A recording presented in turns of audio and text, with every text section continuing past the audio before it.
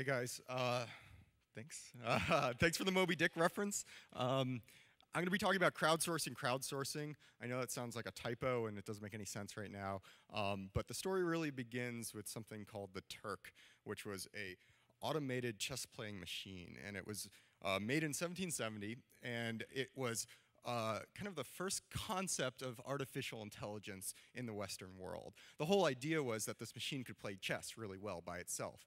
But the fact of the matter was, there's a little guy that sits in there, and when the doors open, he just moves. And it was all created by this guy, Wolfgang von Kempelen. And he toured, and he took it all over Europe, and everyone was obsessed, and nobody could figure it out. Nobody figured it out for another 50 years what was going on. And he then got fed up with it, and there's a big Wikipedia page, which should be in that slide. But you know what Wikipedia looks like anyway. Oh, there it goes. Look at all this information. OK. So what's amazing about the Turk was that all these people played it and lost, and there was this little guy just inside playing it. Anyway, fast forward a couple hundred years, Amazon creates something called Amazon's Mechanical Turk. What is it? It's artificial intelligence. It's tasks that are too difficult for computers to do, but you can hire people to do them. Excuse me. So I got obsessed with this, and I was trying to figure out what could I do with Mechanical Turk that's crazy. And there's all this junk up there, like medical transcripts. You listen to some audio and write something down. Then there's this weird stuff like send me a screenshot of the third page. Not sure what that is, but you could get paid 15 cents for it. So there are all these thousands of people who are getting paid for stuff on Mechanical Turk. Somebody taught their dog how to work on Mechanical Turk to tell the difference between a bear and a chicken, I think. And he just sits there and hits one button and another button.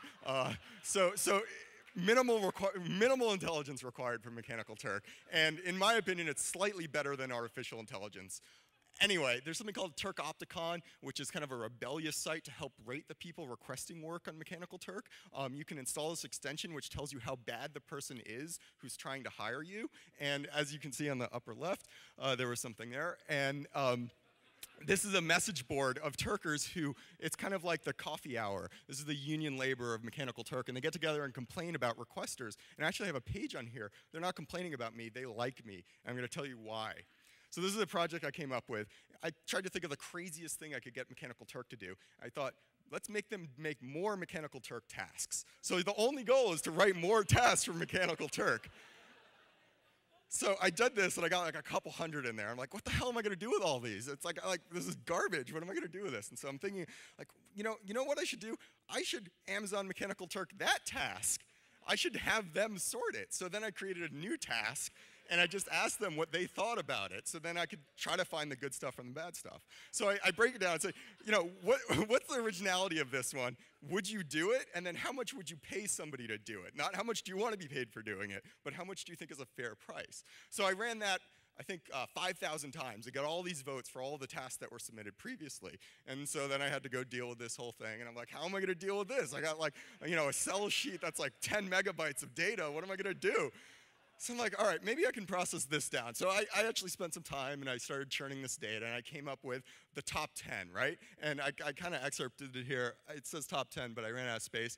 The most expensive one, I think the best thing to come out of it was write a science fiction screenplay for a Hollywood movie for $28. The most expensive thing.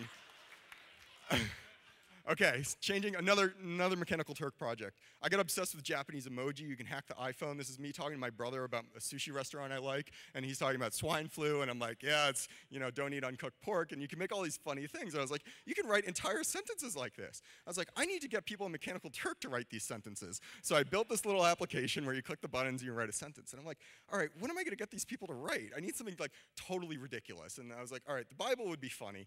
I'd already done a project with the Bible.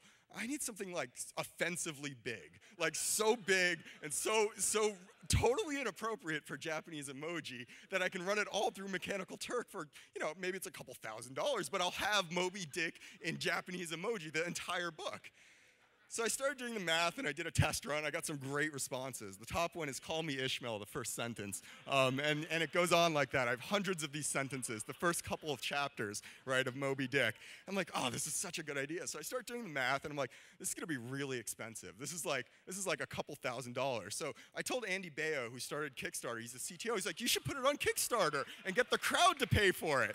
So now I'm raising money from all of you to pay other Mechanical Turk workers so that then then the whole book can be translated, and you can get a hardcover of Emoji Dick. I put this on Boing Boing, and they hated it. Boing Boing hated it. They were like, this is the worst thing ever. And I out Boing Boing Boing Boing. And then I got interviewed by the New Yorker, and now it's like everywhere, and it became this huge, huge thing, and I just need your help to pay for it now. So thanks.